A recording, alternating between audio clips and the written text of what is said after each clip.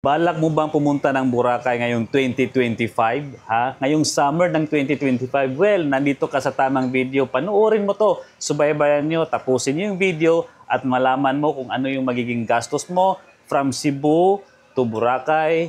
At yun nga, yung magiging hitsura ng Boracay ngayon. Susundan nyo po guys at nang hindi ka maligaw. So ako nga pala si Jap at magbibigay po tayo ng review again sa ating Boracay Adventure. So tara, samahan nyo ako. Iwan ko lang yung motor ko dito sa parking space dito sa airport, and most importantly wag mong wawalain itong ticket. Although mura lang naman, I don't know, but mura lang kaysa mag arkila pa ako ng motor. Anyway, alas 11 pa naman yung flight ko, but it's already 8:23 na pala. And malapit lang naman yung airport. Yan lang. So I'll be in Boracay, and tingnan natin kung magkano yung mga gastos, magkano yung aabutin. Mga 3 araw lang naman ako doon, kasama yung ngayon. Magbibigay tayo ng update, review, ano ba yung Boracay ngayong 2025 ng May. Yeah. Actually ngayon is may advisory na cancel yung flight from Cebu to Caticlan dahil nga pumutok yung Mount Canlaon. But still, try natin kung ano yung update kasi ano pa yun May 13, May 15 na ngayon, baka may changes. So good news guys, kasi nga I thought na hindi ako matutuloy dahil hindi ako makapag check in online dahil nga may advisory dahil sa pumutok yung bulkan sa Canlaon. But it's good news, matutuloy ako dahil nga nag-resume na pala yung kanilang mga flights yesterday. So ayan, boarding na tayo sa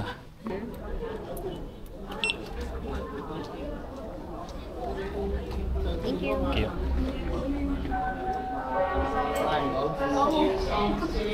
Munti ako maiwan, na busy sa kaka-reply ng mga text. Ay lagay. Dito po kayo. Any device while on board. Additionally, please ensure that your power bank is in position intact. Tapos pasok lang po si sir. Ay, sorry.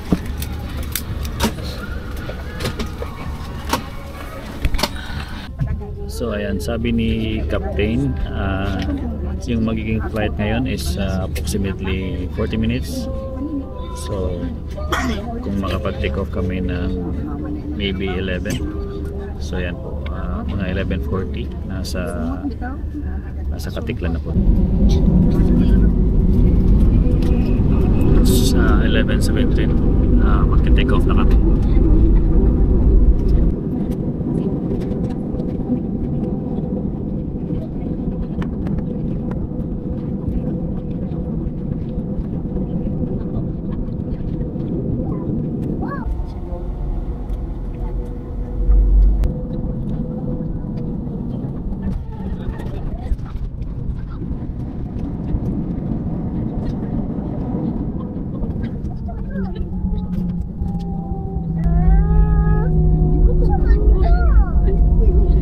Hello everyone, Cebu Pacific welcomes you to Godofredo P. Ramos Airport in Caticlan, Boracay. So nakalapag na kami sa Caticlan nga, and we're using the back door. Thank you, enjoy your stay. Thank you. Bye, thank you.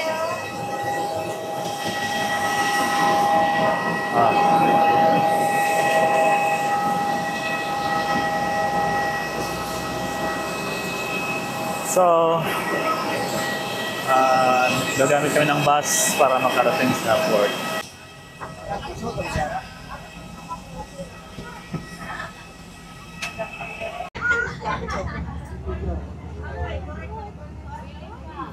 So ayan, baba na kami sa bus and pasok na kami sa airport. But let's check kung magkano ba yung pamasahe from airport papunta doon sa... So andito na ako ngayon sa may tricycle. After na makalabas sa airport doon, dito yung mga tricycle. So yung tricycle na to, ito naman yung sasakyan natin papunta doon sa may GT Port. Kasi doon sa GT Port, yun po yung port naman papunta doon mismo sa Boracay. Okay, so yung pamasahe dito is 75 pesos. So ayan, parang minamalas ako ngayon. Wala akong ka-sharing.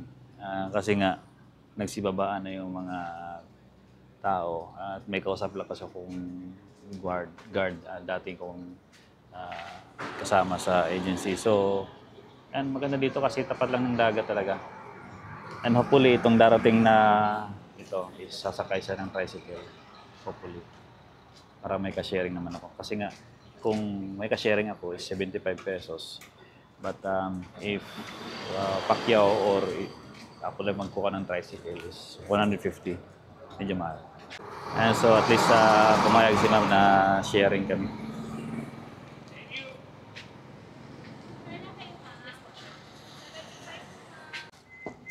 So ayan, ito yung mga tricycle dito. Napaka-cute.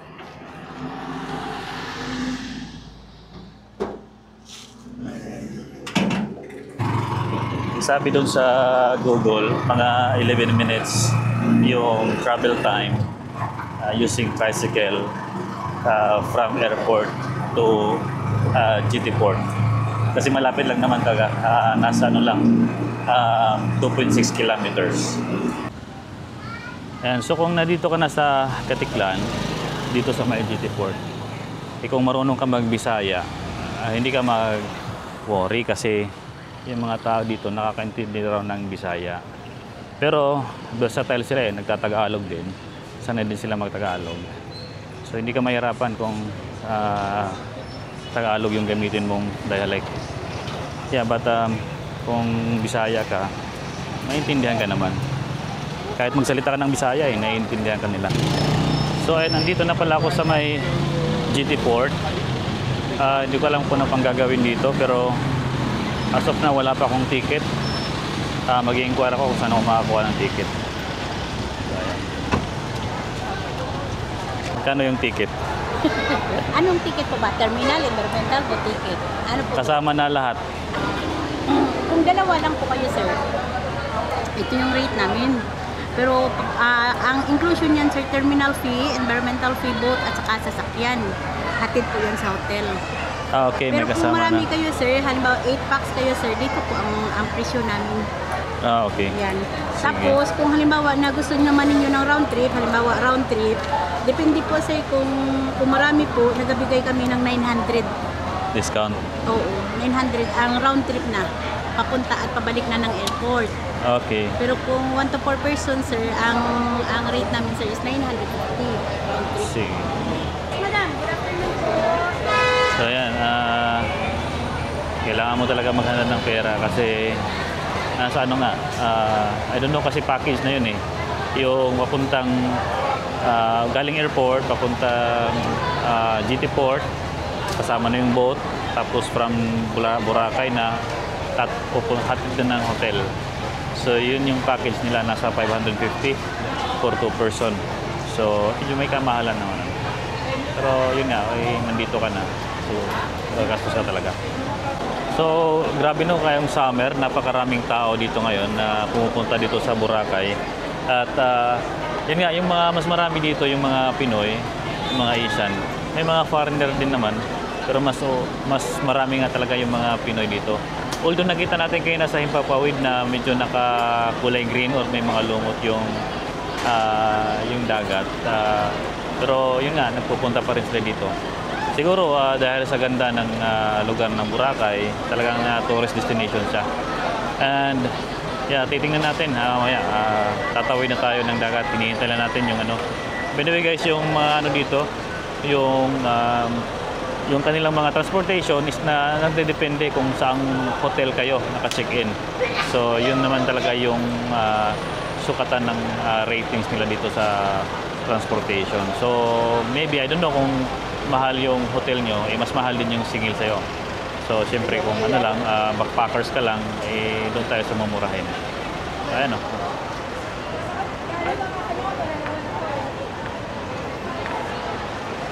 sobrang basic. Most likely yung mga tao dito galing mga Manila. Ayan, yun yung mas marami dito. So dito din mas marami din yung mga nag-guide, mga tourist guide. So sila na yung may mga package sila na dadalhin ka na sila sa lahat ng magandang lugar doon sa Boracay. So hindi magiging problema kung yung kakainan dito sa port ng GT Port kasi maraming pwedeng mapagpilian. Mayroon nga mang inasal dito meron ding Andox. Ayan, 7-Eleven. At saka napunta ko doon sa gilid-gilid. May mga karinderya na kung gusto mong makamura, yun yung pwede mong puntahan. So, marami din mga kakanin dito na yun nga, kung gusto mong makatipid, yun yung magiging option mo. Ayan, so nakapasok ako dito sa terminal kasi dito ka kukuha ng ticket. Ayan, yung terminal nila. Terminal fee regular 150 ang terminal fee, and then dito naman sa environmental fee, ayan, pag foreign national 300, local tourist 150. So kami local tourist, and ito naman sa booth ticket 50 pesos para yan sa PWD. So one thing din pala, dadaan ka dyan sa kanilang metal detector scanner pero hindi gumagana, walang nagmaman. Meron din silang na X-ray machine, hindi naman gumagana, hindi ginagamit. So maganda sana pang pero may mga naman dito, safety naman kasi merong tourist police, may presence of friendly forces dito. So, and in this way is to Boracay na dyan. And dito na side is pang ticketing, Southwest Tours. Siguro yan yung office ng Southwest Tours. Dito is banda na ito is para sa para na yan sa papunta na sa boat. So medyo lang, maganda naman dito, exciting. Nakapasok na kami dito sa pump boat exit. And so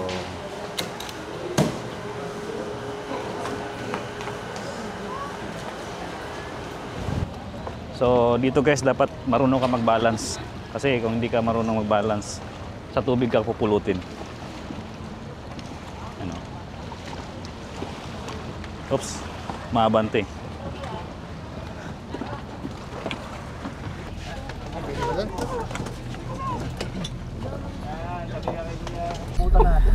Ayan guys, so ngayon dito sa may Aklan, so ito yung Boracay na mismo. Nakikita nyo naman, napakaganda ng hagdanan nila. Napakadaming kalawang. Ayan, so pababa na kami. So ito yung Boracay ngayon. It's sunset na. It's 6:11. So almost 30 minutes na kami naglayag. Pasok na kami dito mismo sa sa entrance ng Aklan. Yan. Welcome to Cagban GT Port. GT Port, ayan. Ayan.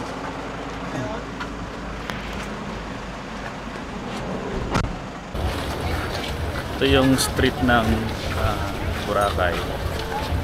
Busy. Nasa alas 7 pala ng gabi. Pero busy pa rin dito. Ayan, so maraming tao din. Baka nagna-night swimming sila. Kaya lang, gabi na. Kaya nga lang, gabi na. Kaya baka nag-night swimming nga. Malamang. Malamang na night swimming. So ayan, napakaraming din. Mga bukas na kainan, even yung mga bar, mga apparel, maraming tao. So ayan guys, kakain kami dito ngayon sa anong restaurant to? Bamboo Beach. So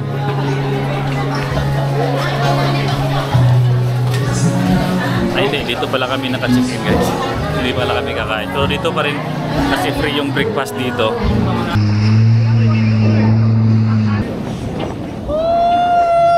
Ayan, so kung nandito ka pa sa ating channel, nanonood ka pa, salamat po. Napaka ganda sa aking loob yung panonood nyo po sa ating channel.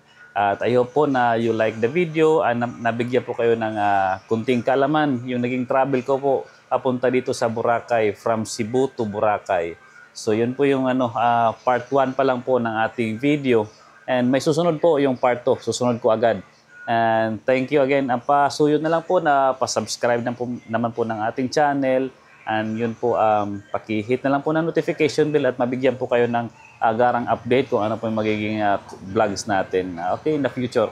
So again, thank you sa inyong lahat. Thank you sa iyo po sa yung panunood dito. And God bless po sa inyo. More power.